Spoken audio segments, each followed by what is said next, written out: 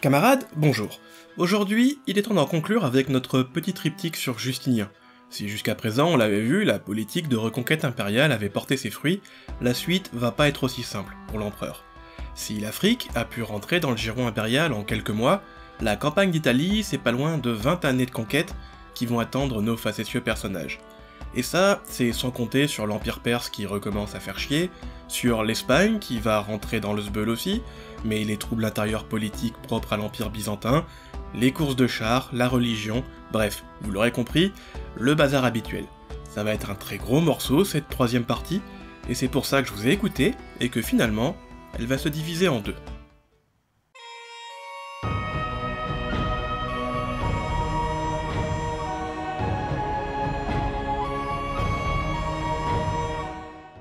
Alors, vous me connaissez, si on fait deux parties, on va vraiment essayer de se concentrer sur du détail, et aujourd'hui sur cette première campagne d'Italie. Puisque l'Italie, contrairement à l'Afrique, c'est une province assez singulière pour l'Empire romain, et des enjeux très particuliers pour Justinien. C'est le berceau même de l'Empire romain, ça, si vous avez pas séché la 6ème, vous devez vous en rappeler, mais surtout, contrairement à l'Afrique, la province d'Italie, elle, n'est pas une province perdue. L'Italie, au 6e siècle, est toujours une terre d'empire. Et même si on veut creuser dans les détails, l'Empire romain ne l'a quasiment jamais perdu, à part environ 16 ans, sous le règne d'Odoacre entre 476 et 492. Est-ce que tu te foutrais pas de ma gueule par hasard? Et de la mienne, pas de la même occasion? Moi je vais vous expliquer, c'est-à-dire que, non, si je peux me permettre... Alors je m'explique, je vais pas vous faire attendre plus longtemps. Si je dis que l'Empire romain n'a pas perdu cette province, c'est que concrètement, Théodoric, le roi des Goths de l'Est, des Ostrogoths, est un fonctionnaire romain. Un peu comme Childéric en son temps, le père de Clovis, Théodoric est un magister militum praesentalis, donc en gros, un général romain. Il est même nommé consul en 484, et est missionné par l'empereur Zénon en 488 pour reconquérir l'Italie des mains d'Odoacre pour le compte de l'Empire. Odoacre, qui je vous le rappelle, avait déposé Romulus Augustule, le dernier empereur d'Occident, en 476, afin d'y établir son pouvoir. Mais un jour, on y verra aussi probablement ça, Odoacre n'est pas un roi barbare comme un autre, et on pourrait le voir un peu comme un fonctionnaire romain. Bref, quand Théodoric lance sa conquête en 488, il arrive à plier ça assez rapidement, en 492 il conquiert Ravenne et exécute Odoacre. Théodoric est alors un roi fédéré à Rome, qui contrôle l'Italie, et l'empereur Zénon va même jusqu'à lui confier le contrôle de cette dernière province, en le nommant régent impérial d'Italie, commandant en chef des armées d'Occident, et certaines sources vont même jusqu'à l'appeler Princeps, voire Rex Gloriosimus. Théodoric est alors un roi fédéré, celui des Goths de l'Est, et se retrouve ainsi sur un territoire incluant à son domaine originel de Pannonie, la Rhétie, la Norique, la Dalmatie, et maintenant donc l'Italie. Le règne de Théodoric est alors celui d'un fonctionnaire romain. La loi romaine est appliquée, et il ne peut pas la modifier. Le Sénat romain est toujours en place, et l'aristocratie romaine reste au poste clé du royaume. Théodoric, je vous l'ai dit, reste même, en théorie, le commandant en chef des armées d'Occident pour l'Empire. Sa domination est telle qu'il fait ce qu'il veut, et il finit par inclure la Provence à son royaume, et régnera comme régent sur le royaume des Visigoths, les Goths de l'Ouest, quand ce dernier en aura besoin, créant ainsi le tout premier royaume goth uni qui dominait l'ensemble du bassin méditerranéen en Occident, à l'exception des côtes africaines. Sauf que le seul souci avec Théodoric, ça va être la succession. En 522, lorsque son gendre et héritier meurt, il décide de nommer son petit-fils de 10 ans, Athalaric, comme successeur, sans que celui-ci ne soit reconnu par l'empereur, alors que l'empereur a son mot à dire dans la succession. L'Italie est une régence impériale, et Justin veut avoir son mot à dire. Sauf que Théodoric ne le voit pas de cet œil-là. On vous invite à table et vous critiquez. On m'invite, je suis censé occuper le pays, normalement j'ai pas besoin qu'on m'invite. Occuper le pays? Non mais vous y croyez encore à ça?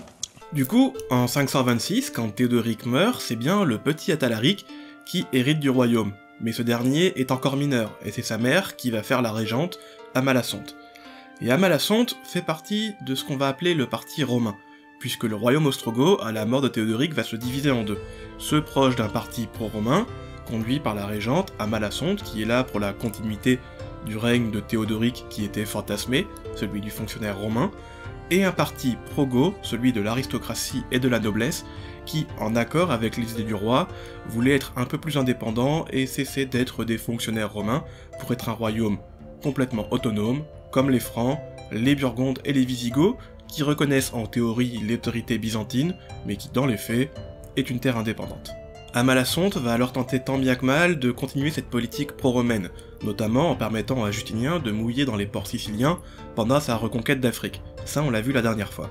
Mais le tournant a alors lieu en 534, quand le petit Athalaric meurt, dans des circonstances qui sont assez floues. Les sources d'époque vont mentionner la maladie, probablement la dysenterie, mais des historiens beaucoup plus contemporains et actuels, mais aussi, j'estime, beaucoup plus calés sur la question, comme Pierre Maraval, imputent ça à son éducation gothique. Si on en croit ce dernier, cette éducation aurait été centrée sur la débauche, l'ivrognerie et la baston. Bon alors du coup, comme la vidéo a été coupée en deux, vous me connaissez, j'ai pu aller fouiller un petit peu, et l'éducation gothique semble être attestée. La mère d'Athalaric, Amalasunthe, elle, avait reçu une éducation romaine, une éducation un peu plus centrée sur l'étude du grec, du latin, de la rhétorique, de la philosophie, de la politique, bref, le cliché romain, avait tenté de donner une éducation romaine à son fils. Mais sous la pression de l'aristocratie goth, qui justement voulait un pur roi ostrogoth et non un roi romain, ce dernier aurait reçu une éducation plus en adéquation avec les idées conservatrices de la noblesse. Sans pour autant, et ça en déplaise à Pierre Maraval, qu'on sache véritablement en quoi elle consiste. Alors le coup de l'éducation du petit Athalaric entre ses 10 et 18 ans, date à laquelle il passe Delta Charlie Delta, qui est centré sur la baise, la picole et la baston, bah c'est à prendre avec des pincettes. Désolé Pierre Maraval. Le contenu politique est toujours là, mais ça bouge un peu plus, c'est tout. Puis, on a surtout coupé dans les discussions. Oui, là, voilà, c'était interminable, ces discussions. Mais qu'est-ce qu'ils font à la place? Ils partent tous. Avec la mort de son fils, Amalasunthe doit leur trouver une solution assez rapidement si elle veut garder son pouvoir. Et pour ça, il n'y a pas de miracle, ça va passer par un mariage. Elle épouse alors son cousin, Théodaa, qui ce dernier est soutenu par l'aristocratie. Sur le papier, donc, c'est la fusion des deux partis, le pro-romain et le pro-ostrogoth. Et pour l'aristocratie, conservatrice et bien masculue comme il faut, c'est le roi Théodaa qui est censé diriger. Mais dans les faits, c'est bien Amalasunthe qui dirige le royaume, les politiques pro-romaines continuent, et Théodaa est plus une sorte de roi consort. Du coup, ce dernier, sous la pression de l'aristocratie, ou juste parce qu'il digère pas le fait d'être commandé par sa femme, va mettre en place un complot, faire arrêter sa femme, et l'exécuter. Quand Justinien apprend la nouvelle, alors en 535, il décide d'entrer en jeu sur le territoire ostrogoth comme il avait fait en Afrique, et d'intervenir. Il a son casus belli, l'ancienne province d'Italie que l'Empire avait reconquérie est de nouveau perdue, et Justinien ne peut pas laisser Rome, voire Ravenne et Milan, les trois capitales impériales, les trois symboles de sa reconquête, aux mains d'un peuple barbare, et en plus de ça, ce sont des Ariens. Donc il y a un enjeu politique, culturel et religieux. Les trois piliers du règne de Justinien sont là, l'Italie et le prochain objectif. Le plan de Justinien pour cette reconquête est alors assez simple. À la mort de la reine, il fait envoyer deux contingents. L'un conduit par son Magister Militum d'Illyrie, Mundus, qui est directement sur le Limes, doit capturer la Dalmatie, et l'autre conduit par son Magister Militum d'Orient, Bélisaire. Alors certes ce dernier n'a rien à faire là, mais le Magister Militum d'Occident n'existe pas encore. Théoriquement, c'est le roi des Goths, c'est l'adversaire. Et en plus de ça, Bélisaire, après cette conquête en Afrique, est peut-être l'homme le mieux placé pour un tel objectif. Bélisaire est alors placé en Afrique et doit débarquer en Sicile. En juin 535, Mundus capture Salone, et à la fin de l'année, la Dalmatie est de nouveau sous contrôle romain. Dans le même temps, Bélisaire, lui, est couronné de succès en Sicile, il débarque avec environ 10 000 hommes, comprenant 7 000 fantassins, et 500 cavaliers fédérés 1 et morts, ainsi qu'un faible contingent de ses bucellaires. Il s'impose sans souci dans toute la Sicile, doit faire un seul siège à Palerme, qui se passe plutôt bien, et va organiser un triomphe en son honneur le 31 décembre 535 à Syracuse pour symboliser la conquête de la Sicile. Faut dire que Bélisaire, depuis Constantinople, c'est un fan du triomphe. Il se fait alors porter dans les rues de Syracuse sur une chaise curule et distribue des pièces d'or à toute la foule. Bélisaire est au sommet de sa gloire. Théodaa va alors chercher tout de suite à faire la paix avec l'Empire romain. Il le sait, sur deux fronts ça va être compliqué, et même en règle générale, quand Justinien décide de déclarer la guerre, c'est compliqué de résister. Il n'y a pas grand monde qui pourrait le faire. Bref, il envoie alors une ambassade à Constantinople, en disant que ces derniers sont prêts à céder la Sicile et un tribut annuel en échange de la paix. Dans le même temps, Théodaa le sait, cette offre risque d'être refusée. Justinien est motivé comme jamais, et du coup, si on en croit Procope, il aurait missionné un prêtre de l'ambassade, un certain Rusticus, d'une offre secrète. Cette offre serait que Théodaa veut bien refuser au pouvoir, en échange de quoi il redonne toute l'Italie à l'Empire, et Théodora devra avoir des titres, des terres dans l'Empire romain, mais surtout une rente annuelle de 86 400 nomismata. L'administration byzantine est toujours aussi précise quand il s'agit de pognon, et pour ça c'est génial. Mais bref, pendant que les négociations ont lieu, le temps lui continue de passer, et Théodora voit l'armée romaine subir ses premiers revers. Le premier en Dalmatie, où les troupes ostrogoths arrivent à recapturer Salone, et même à buter le Magister Militum Mundus dans l'occasion. En plus de ça, Bélisaire, qui avait débarqué dans le sud italien, a été rappelé de toute urgence en Afrique pour une révolte et les morts qui font chier. L'Italie est alors libérée de toutes les troupes romaines, les Ostrogoths arrivent à reprendre la Sicile et le sud italien, et Théodora se dit que finalement, l'armée romaine est peut-être pas si imprenable que ça, et que pour sa victoire, il va avoir besoin d'alliés. Théodora contacte un petit peu tout le monde, les Visigoths restent assez calmes, mais il y en a un dans le coin qui est assez chaud de participer à sa baston, et il le sait. C'est le royaume franc, et ces derniers ont les dents longues, ils ont soif de conquête, de territoire, et refusent jamais une bonne bagarre, surtout quand ils sont payés. Qu'est-ce que vous proposez, capitaine? Qu'est-ce que vous accepteriez, capitaine? Et un accord avec les Francs, eh ben c'est vite trouvé. En échange de thunes et de terres, ces derniers acceptent d'intervenir. Les Ostrogoths vont ainsi confier la Provence et un tribut de 2000 pièces d'or au royaume franc, et en échange de quoi le roi des Francs promet d'intervenir contre les Romains. Mais pour les quelques fidèles qui étaient là au tout début de la chaîne, quand on avait fait Clovis, vous vous en rappelez peut-être, les Francs, en matière de politique, jouent toujours sur les deux tableaux et s'assurent qu'on leur mette pas à l'envers. Et du coup, s'ils acceptent dans un premier temps d'aider les Ostrogoths contre les Romains, ils envoient une même lettre à Justinien en disant qu'ils n'interviendront jamais contre l'Empire romain. Théoriquement, le royaume des Francs est un royaume indépendant, mais dans les faits, il reconnaît quand même l'autorité romaine au-dessus de lui. D'ailleurs, par exemple, c'est pas eux qui battent leur monnaie. Un seul roi franc va tenter de battre monnaie à son effigie, et quand l'Empire romain va le regarder un peu de travers, il va rentrer dans le rang. Bref, le roi des Francs accepte alors l'offre ostrogoth, et dans le même temps promet à Justinien de non intervenir. La politique franc dans toute sa splendeur, honorer les deux parties du contrat, même si ça va être compliqué, les Francs vont trouver une solution, puisqu'ils vont envoyer de faibles contingents indépendants dans la conquête, et du coup, ont aidé les Ostrogoths et ne sont pas intervenus contre les Romains. Quand Justinien apprend que Théodora retire toutes ses offres de paix, sa réaction est sans équivoque. En juin 536, il nomme un nouveau Magister Militum d'Illyrie, un certain Constantinianus, qui reprend dans la foulée la Dalmatie et Salone. Dans le même temps, Bélisaire, qui était en Afrique, a calmé la révolte et est renvoyé dans le sud italien. Toute la Pouille se soumet à l'autorité romaine sans que Bélisaire n'ait à faire un seul siège. Seul Naples va tenter de résister, et ça va mal se passer. Naples, c'est le bastion ostrogoth de la région. La cité tient et espère que Théodora va venir la libérer, mais le roi des Ostrogoths refuse d'intervenir sans qu'on en sache trop les raisons. Bref, le siège est alors très court et va durer qu'une vingtaine de jours. Pas parce que la cité se rend d'elle-même, mais parce que Bélisaire va se servir des aqueducs de la cité. Pas non plus cette fois pour la couper en eau, parce que c'est un peu long quand même de crever de soif, mais plutôt en s'en servant pour infiltrer des hommes dans la cité, ouvrir les portes, et laisser sa cavalerie faire des joyeusetés. Puisqu'il faut pas l'oublier, certes en Orient, les Huns seront romanisés depuis quelques années, mais ça reste des cavaliers Huns. Du coup les massacres, c'est plutôt leur truc. Procope va même jusqu'à rapporter que ces derniers vont massacrer les populations réfugiées dans les églises. Ils ont pas tant changé que ça, ces bourrins. Vous avez l'impression d'être des sanguinaires avec vos plans de céleri à la con et vos dégaines de pecno.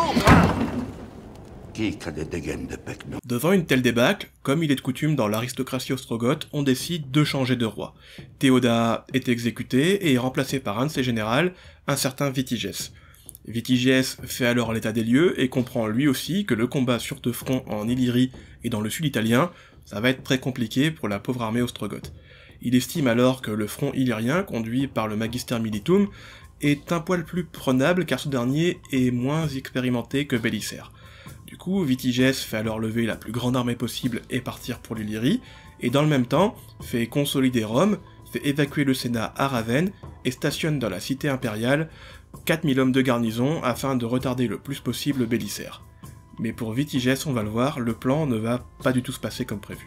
En effet, sur le papier, le plan de Vitigès semble être assez solide. 4000 hommes pour défendre l'ensemble des murs de Rome, c'est certes assez faible, mais face aux 10 à 15 000 hommes des troupes romaines en face, c'est mieux que rien, et ça devrait suffire. En plus de ça, l'armée ostrogoth peut compter sur la population romaine qui soutient la monarchie de Ravenne, et même sur l'évêque de Rome, le futur pape, qui a beau être un chef des religieux nicéens, est également le commandant spirituel des troupes d'Occident, et du coup a décidé de se mettre du côté de Ravenne. Bref, sur le plan, Vitigès est censé tenir un maximum de temps, et Bélisaire y perdre un maximum d'hommes. Sauf que ce que Vitigès ne voit jamais, et ça va être assez récurrent, c'est la trahison. Et cette trahison va être effectuée par l'évêque de Rome. Silver va ouvrir les portes de la cité le 9 décembre 536 à Bélisaire, afin d'éviter toute effusion de sang, permettant au général romain de capturer l'ancienne capitale impériale sans faire un seul combat, et quant aux 4000 hommes qui étaient là pour défendre la cité, eh ben ils sont pas fous les gars. Quand ils ont compris qu'ils étaient là pour crever et faire perdre un maximum de temps au général romain, ils ont simplement décidé de se barrer, et ça sans faire un seul combat. Tu as toujours pris la fuite face au combat. C'est faux. Ce n'est pas faux. C'est faux. C'est vrai. C'est faux. C'est vrai, et tu le sais très bien. C'est faux et c'est pure calomnie. Avec cette prise de Rome, c'est un véritable enjeu politique, stratégique et symbolique qui est réalisé par les Romains. Justinien va alors rétablir tout de suite la préfecture du prétoire d'Italie, afin d'entériner sa conquête et bien montrer que c'est lui maintenant qui possède la péninsule. En plus de ça, Bélisaire, lui, est plutôt pragmatique. Il va comprendre que Rome va être un enjeu très politique et stratégique pour les Romains comme pour les Ostrogoths, et va leur faire reconstruire les fortifications, faire importer du blé depuis la Sicile dans la cité en cas d'un futur siège éventuel, mais également recruter des troupes parmi la population romaine de la cité, car il pense que ces derniers, en tant que Romains, devraient être contents de rejoindre des troupes romaines, et en plus de ça seront un poil plus fidèles et moins onéreuses que des mercenaires huns, morts, sclavènes, bref, les mercenaires habituels. Bélisaire va alors tenter quelques expéditions au nord de Rome sans aller trop loin. Il capture des cités comme Spolète ou Pérouse, et va se faire accrocher par quelques troupes ostrogoths, car en effet les nouvelles sont plutôt mauvaises pour les Romains. Vitigès a été couronné de succès en Illyrie, et s'est dépêché de marcher sur Rome avec la plus grosse armée qu'il a pu lever. Bélisaire est au courant que l'armée ostrogoth arrive, mais sans savoir véritablement combien ils sont, ni où ils sont. Plusieurs accrochages ont alors lieu dans les environs de Spolète et Pérouse, Bélisaire se replie sur Rome, et manque de se faire tuer de peu à une bataille. Vitigès arrive devant la cité impériale et y place le siège en février 537. Et ce siège de Rome va alors nous être rapporté dans les moindres détails par Procope, qui, si on le croit, était présent à l'intérieur de la cité. Bref, d'après lui, Rome était alors défendue par 5000 Romains, pour environ 20 km de murailles. Là encore, c'est assez léger. Mais bon, quand on voit les 4000 hommes laissés par les Ostrogoths, ça devait être quelque chose d'assez commun, voire habituel pour les défenseurs de Rome, d'être entre 4 et 10 000 hommes. La ville est alors attaquée, si on en croit Procope, par 150 000 Goths bien vénères. Vous l'aurez compris, les chiffres du coup, c'est pas ça. 150 000 hommes, c'est beaucoup trop nombreux. Quand on voit les différentes armées à cette époque, mais d'avis que 15 000 hommes, ce serait déjà pas mal, et assez logique. Les premières phases du siège sont alors assez bourrines. Les Goths vont établir pas loin de 7 camps tout autour de la cité afin de l'encercler. Ils vont couper les aqueducs et détruire les fermes afin de priver Rome d'eau et de nourriture. Mais vont oublier quelque chose de très important, le Tibre. Mais on y reviendra. Toujours si on en croit Procope, les Romains ont alors que très peu de machines de siège pour défendre la cité, et le 21 mars 537, un premier assaut est tenté de toutes parts. L'un est décrit par Procope au niveau de la porte Salaria, avec justement la présence de machines de siège goths, sans qu'on sache trop lesquelles. Mais comme les murs ont tenu, encore aujourd'hui, il est probable que ce soit des tours et des béliers. Bélisaire, n'ayant pas d'armes de siège pour les détruire, ni suffisamment d'hommes pour occuper toutes les portions du mur, fait alors poster tous ses archers et javeliniers sur les tours et les murs au niveau de la porte Salaria, et fait viser les bœufs, afin de bloquer les machines de siège et tenir les Goths à distance. Faites-y la vache. Quoi? Faites-y la vache. Pendant ce temps, à l'ouest, au niveau de la porte Aurelia, un autre assaut est également donné, et cette fois, on le sait, avec des échelles. Procope était peut-être de ce côté du mur. Bref, la troupe en charge de la défense de cette portion du mur tente bien de bloquer au maximum les envahisseurs, notamment en bloquant les échelles contre les murs pour les empêcher de monter, mais n'ont pas de projectiles. Bélisaire a recruté tous les javeliniers et les archers, on tente d'envoyer quelques caillasses, mais ça y fait pas grand chose. Les Romains ont alors une idée de génie, puisque non loin du mur se trouve le mausolée d'Adrien, qui est en train de se fortifier petit à petit en partie intégrante de la muraille aurélienne, et du coup, il y a pas mal de travaux là-bas. Les Romains y font dépêcher des hommes, on fait démonter les statues de marbre et de bronze, on les démembre, et ça fait des projectiles. Les Romains arrivent à tenir cette portion en envoyant pas mal de kilos de marbre et de bronze dans les quiches d'Ego en contrebas. Là aussi ça devait être quelque chose. À la fin de la journée et de ce premier assaut, Bélisaire se rend alors vite compte de l'erreur stratégique des Ostrogoths. Le Tibre est sans surveillance et il en profite pour faire évacuer femmes, enfants et esclaves de la cité. Et en plus de ça, faire passer un mot à Constantinople en demandant des renforts le plus vite possible, car la cité ne va pas pouvoir tenir longtemps. Alors vous imaginez pas le coup des femmes et des enfants d'abord, par Bélisaire, c'est quelqu'un de très pragmatique et cette idée-là est beaucoup plus terre à terre. Il fait évacuer toute cette population en direction de Naples, solide bastion romain de la région maintenant, et comme ça lui permet d'avoir moins de civils à surveiller. Civils qui, je vous le rappelle, sont des soutiens de la monarchie ostrogoth. Du coup, il y a moins de couteaux dans le dos qui sont tentés de la part des Romains. En plus de ça, Jean Titus, qui a été recruté de force dans la défense de la ville, sera moins enclin de se rebeller ou de saboter les défenses, car sa femme et ses gosses, il n'y a pas d'autre mot, sont en otage à Naples, et ça, on lui fait bien comprendre. Et en plus de ça, Bélisaire c'est quelqu'un de très pragmatique, et la défense de la cité c'est une affaire de bonhomme, de vrai. Et du coup, les femmes, les enfants et les esclaves, c'est des bouches à nourrir qui ne participent pas à la défense active de Rome. Du coup, si on les fait évacuer, ça fait plus de vivres pour la cité, et Rome pourra tenir un poil plus longtemps. Bref, je vous l'ai dit, le pragmatisme et le terre-à-terre, c'est ce qui définit le plus Bélisaire à mon avis. Bélisaire en profite également pour aller voir le pape et le remplacer par un pur produit du cru romain, un certain Vigile. Faut dire que Silver, il a des antécédents. Certes, il a ouvert les portes à Bélisaire, mais c'est un soutien de la monarchie ostrogoth, et pourrait être tenté de recommencer, car cette fois c'est bien les Ostrogoths qui assiègent la cité, et Bélisaire ne veut pas d'avoir un tel ennemi dans son dos, et préfère s'assurer de ses arrières. Vitigès, de son côté, lui, va reprendre le contrôle de l'embouchure du Tibre. Il a compris son erreur, il s'en veut, et cette fois, Rome ne peut plus communiquer avec l'extérieur. Un tour de vis est fait au siège, et Vitigès va faire alors venir quelques sénateurs devant les murs de Rome, et les exécuter pour mettre la pression sur l'aristocratie romaine, qui va avoir le choix entre trahir Bélisaire et trahir Vitigès. Dans tous les cas, la mort est assurée, puisque Bélisaire leur promet une mort ainsi que leur famille si jamais ils le trahissent, et Vitigès, en exécutant des sénateurs, leur a bien fait voir que s'ils n'ouvrent pas la cité, c'est eux les prochains sur la liste. Bref, quand tu t'appelles Jean Titus, encore une fois, ça doit pas être simple à cette époque-là. Pour Bélisaire, ceci dit, ce n'est pas non plus le plus simple. Les renforts romains ne sont pas disponibles tout de suite. Un faible contingent est envoyé de toute urgence entre 1400 et 1600 cavaliers, principalement un esclavène qui était stationné dans le sud des Pouilles. Mais ces derniers sont principalement des archers montés. C'est pas le plus adéquat quand tu veux défendre un siège. Les fans de Total War l'auront bien compris. Mais Bélisaire, c'est un malin. Il va s'en servir au mieux de ses capacités, et va s'en servir comme troupe d'escarmouche. Il va faire disposer ses quelques rares machines de siège à des portions du mur très différentes, et les déplacer pendant la nuit. Ainsi, ces troupes d'escarmouches vont alors devoir harceler les troupes goths, et les attirer jusqu'aux portions du mur où les Ostrogoths pensent qu'il n'y a pas de machine de siège. Quand ces derniers sont à portée des scorpions, onagres et balistes, ils s'en prennent plein la tête, et d'après Procope, cette stratégie va marcher pas loin de 3 fois avant que Vitigès là aussi comprenne son erreur et ne rentre plus dans le jeu du romain. À partir de juin 537, ceci dit, pour Bélisaire, cette fois c'est fait, ça devient de plus en plus compliqué. Les renforts ne sont toujours pas là, les vivres viennent à manquer, et la soif apparaît également dans Rome. Mais coup de bol pour lui, quelque part, du côté ostrogoth, c'est pas la pêche non plus. C'est la maladie qui est apparue dans le camp. Et Vitigès le sait, il va pas pouvoir tenter d'assaut, car il risque de perdre son armée. Mais le temps joue pour lui, les renforts romains ne sont pas là, et ces derniers ne vont pas pouvoir tenir longtemps, puisqu'ils vont crever de soif ou de faim. Sauf que manque de peau pour Vitigès, encore une fois, le temps joue pour lui, mais pas assez vite. En novembre 537, les renforts romains sont arrivés, et Bélisaire va pouvoir souffler.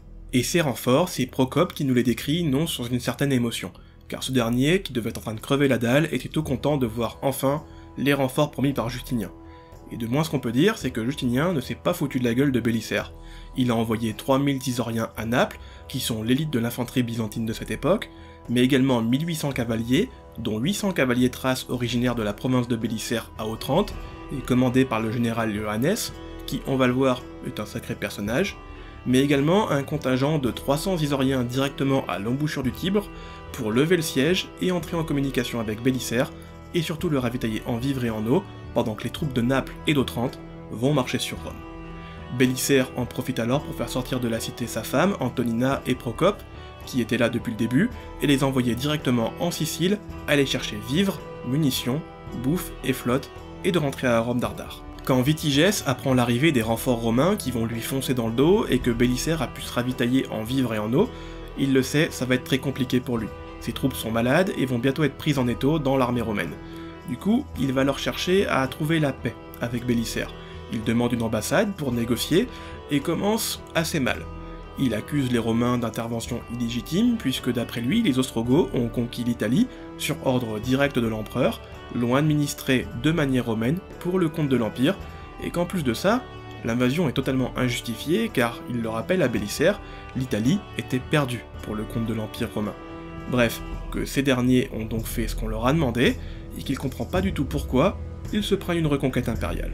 Mais bon, comme ils sont grands seigneurs, ils veulent quand même céder la Sicile, la Campanie et Naples, en échange d'un retour à la paix avec l'Empire romain.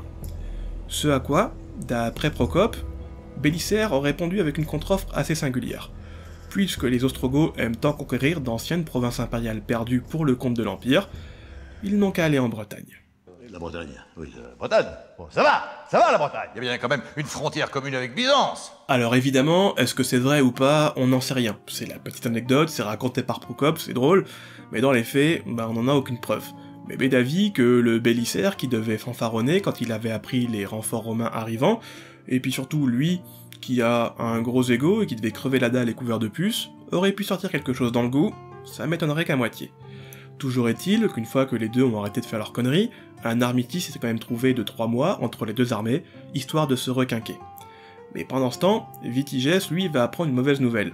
Les renforts romains, qui étaient censés arriver sur Rome pour pouvoir aider Bélisaire, se sont dispatchés.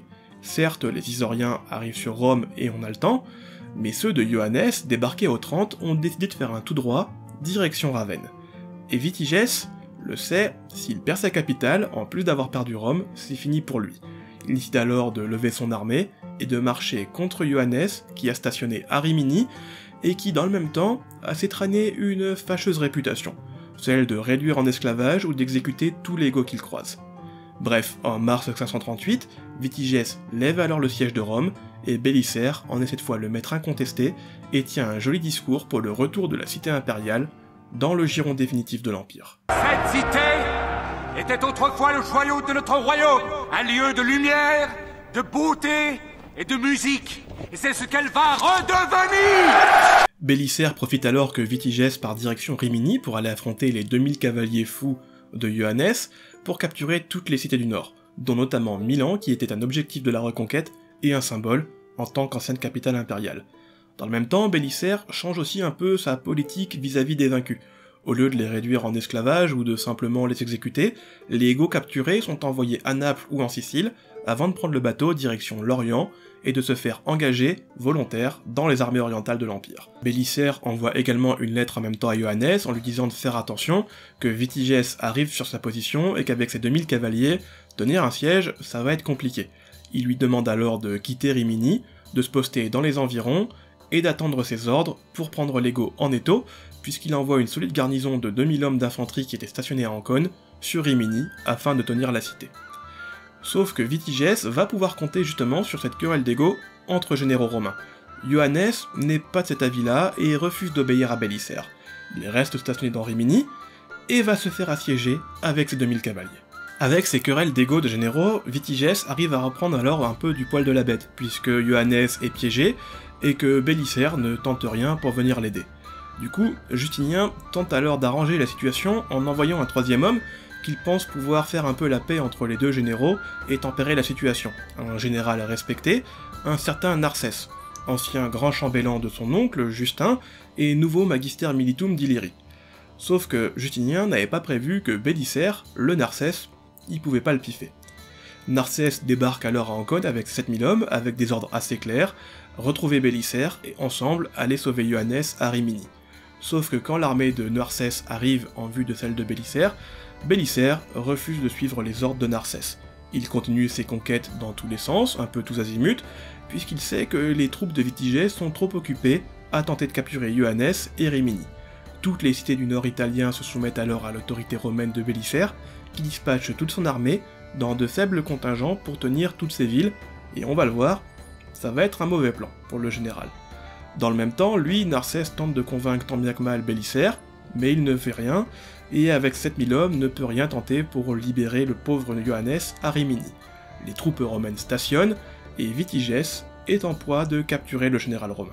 La solution va venir alors de Ioannes lui-même, quand il va comprendre qu'il y a 2 armées qui sont aux portes de sa ville, mais que personne ne veut venir l'aider, il décide de s'excuser un petit peu. Il envoie une lettre à Bélisaire en lui disant pardon d'être un sombre caca, et il envoie également une lettre à Narsès en lui disant que dans une semaine il n'y a plus de pâtes et que c'est finito. Il en profite également pour leur rappeler aux deux que si jamais Rimini tombe, ok c'est pas très important, mais que lui est un général, et que si un général romain va être perdu dans la campagne, Bélisaire et Narsès vont devoir justifier ça auprès de Justinien, et les deux savent que Justinien ne sera pas prêt à pardonner les 2 hommes, et qu'ils vont perdre titre et pouvoir.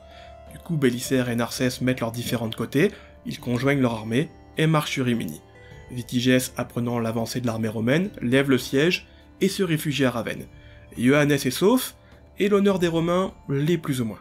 Et c'est alors que Bélisaire apprend une mauvaise nouvelle sur le front.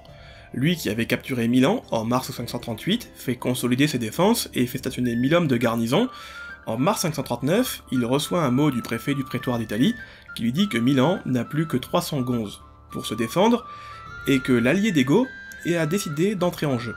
Le royaume franc est entré en guerre. Milan est leur premier objectif et que Milan ne va pas pouvoir tenir longtemps avec ses 300 pauvres gonzes. Alors je sais, je vous ai dit tout à l'heure que les Francs voulaient la jouer fine et n'avaient pas décidé d'intervenir directement pour éviter de se prendre une reconquête impériale. Mais justement, ils n'interviennent pas directement. Les Francs, à cette époque-là, viennent tout juste de capturer le royaume burgonde en 534, et jouant sur la fraîcheur de la nouvelle, ils espèrent que l'Empire romain n'est pas au courant de cette conquête. Et ainsi, Théodebert, le roi des Francs, va décider d'envoyer une armée de 10 000 Burgondes assiéger Milan. C'est une véritable armée, une armée expérimentée, une armée assez nombreuse pour capturer la ville, surtout quand elle est défendue par 300 gonzes, et dans le même temps, les Romains ne peuvent pas dire que les Francs sont intervenus contre eux. Il a respecté ces 2 parties de l'accord, il a aidé les Ostrogoths, et n'intervient pas directement contre les Romains. Il espère pouvoir dire ainsi, c'est les Burgondes qui sont venus aider les Ostrogoths, et pas les Francs. Moi j'ai tenu mon part de l'accord, les Francs ne sont jamais intervenus contre les soldats romains. Du coup, le préfet du prétoire d'Italie, qui était en charge de la défense de Milan et qui est présent dans la cité, va tenter d'organiser les défenses le mieux possible, mais avec ses 300 pauvres gonzes, quand il apprend que 10 000 Burgondes sont en approche, il pétoche un peu. Il tente alors de faire réunir les quelques garnisons des villes avoisinantes pour grossir ses rangs, mais également d'engager volontairement les citoyens de Milan, les esclaves, bref tous ceux capables de tenir une arme, mais dans les faits, il a que très peu de volontaires. Il écrit alors une lettre à Bélisaire, et ce à quoi Bélisaire lui dit que ça sert à rien de pétocher, que son armée est en approche et que Milan va tenir, faut pas s'inquiéter. Si jamais on arrive à repousser les Burgondes et qu'on est encore en vie demain, je vous colle entre les pattes de mon maître d'armes. Pourquoi faire? Pour faire en sorte de ne pas avoir systématiquement honte de vous à chaque fois que vous vous comportez comme une pintade. Sauf que Bélisaire, ce qu'il n'avait pas estimé, c'est à quel point les autres généraux de la campagne ne peuvent plus le blairer et qu'ils en ont marre de ces crises d'ego. Bélisaire, étant trop loin de Milan, il est en train d'assiéger Urbino à cette époque, il le sait, il va pas pouvoir intervenir à temps pour aider Milan. Par contre, proche de la cité, il y a 2 armées, l'une conduite par Ioannes et l'une par un certain Justin. Il envoie alors une lettre aux 2 généraux, en leur disant de se manier le cul et d'aller aider Milan. Ce à quoi les 2 hommes répondent sobrement dans une lettre qu'ils ne veulent pas obéir aux ordres de Bélisaire sans avoir l'accord de Narsès. Ioannes n'a pas oublié que Bélisaire ne l'a pas voulu l'aider à Rimini, et Justin est un proche du grand chambellan. Bélisaire, quand il reçoit la nouvelle, pète alors une durite et envoie un mot à Narsès en lui disant que ses généraux font n'importe quoi, que Milan va tomber, que le préfet du prétoire risque de mourir, et que si jamais ça arrive, ce sera Narsès le responsable. Et perdre une ancienne capitale impériale et un préfet du prétoire, ça va coûter cher au grand chambellan.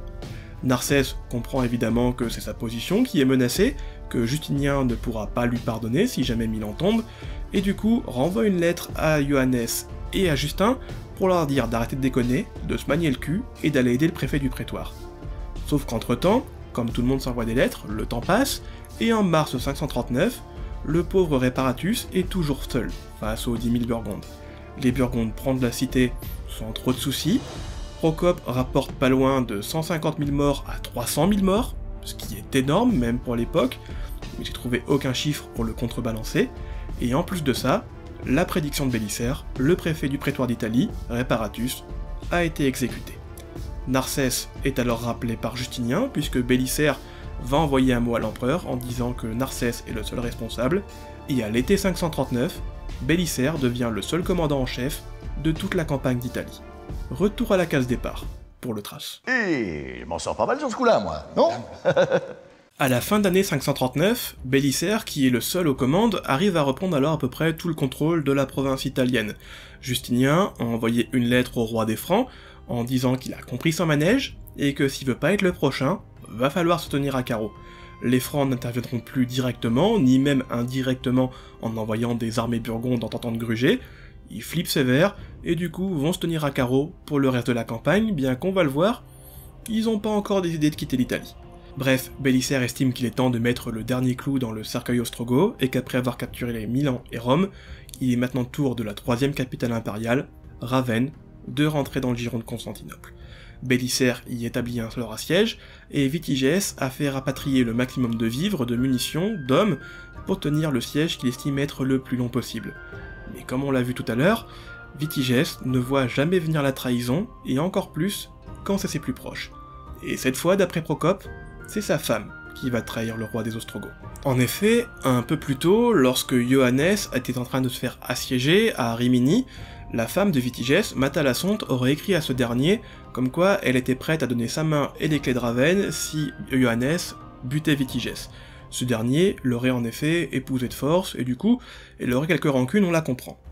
Bref, quand Vitigès se retrouve donc assiégé dans Ravenne, ses réserves d'eau et de nourriture ont été sabotées, et d'après Procope, c'est l'œuvre donc de Matalasonte. En plus de ça, Vitigès, va se faire trahir par ses officiers. L'aristocratie ostrogoth, on l'a vu, quand ça va pas, décide de changer de roi. Et là, ils se rendent compte que le vent a tourné pour les Ostrogoths, et vont faire une offre assez singulière à un nouveau monarque. Ce nouveau roi devra être un des officiers romains. En effet, ils estiment que si ce dernier accepte de buter Vitigès, et de prendre le contrôle du royaume ostrogoth, mais également des Romains d'Italie, ils sont prêts à ouvrir les portes de la cité. Et ce général, ils ont assez mal choisi, puisqu'ils vont choisir Bélisaire. Mais pour le coup, les Ostrogoths, ils ont pas dû bien comprendre à qui ils avaient affaire. Bélisaire, c'est peut-être le plus fidèle de Justinien encore à cette époque, et du coup, évidemment, le général refuse tout de suite l'offre. Mais Bélisaire va apprendre une mauvaise nouvelle. Dans le temps qu'il fait sa campagne, l'Empire perse sassanide a redéclaré la guerre à l'Empire romain. Antioche, la plus grosse ville de l'Orient romain, est tombée aux mains des Sassanides.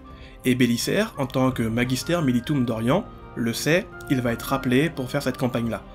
Il est même surpris qu'il n'a pas encore reçu la lettre de Justinien. Sauf que Bélisaire, on l'a vu jusqu'à présent, vous le connaissez un petit peu, c'est quand même quelqu'un qui a un sacré ego. Il a fait rentrer l'Afrique et Carthage dans le giron impérial, il a capturé Rome et Milan qui sont deux des anciennes capitales, et conquis quasiment toute l'Italie. S'il chope Ravenne, il capture les trois capitales, et aura fait rentrer les provinces d'Italie et d'Afrique dans le giron impérial.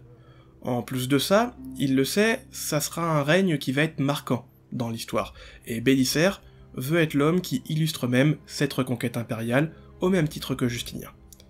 Sauf qu'en mai 540, il reçoit la fameuse lettre tant redoutée. Justinien lui dit de rentrer très vite à Constantinople, de préparer sa campagne contre l'Empire perse, et d'abandonner le siège. L'Italie va tomber, Ravenne va tomber, c'est qu'une question de temps, et n'importe lequel des généraux peut continuer le siège de Ravenne. Mais Bélisaire n'est pas de ce goût-là. Il veut capturer Ravenne, et décide alors de jouer le tout pour le tout. Il accepte l'offre ostrogoth, entre triomphalement dans Ravenne sans mener une seule bagarre avec son armée, et rentre dans la salle du trône. Là-bas, il s'assoit sur le trône de Vitigès, fait capturer ce dernier, le dépose, et quand les Ostrogoths veulent déposer la couronne sur sa tête, il dit qu'il n'a pas le temps. Il la refuse, il dit que son empereur a besoin de lui en Orient contre les Perses, et qu'il ne pourra pas gérer les affaires italiennes. Mais qu'il faut pas s'inquiéter, qu'il a tout prévu, et que pendant son absence, il délègue tous ses pouvoirs aux préfectures du prétoire d'Italie. Le royaume ostrogoth s'est terminé, et ils l'ont dans l'os. Et ça, ces derniers ne sont pas prêts de l'oublier. On se fait la suite la prochaine fois. Le bisou.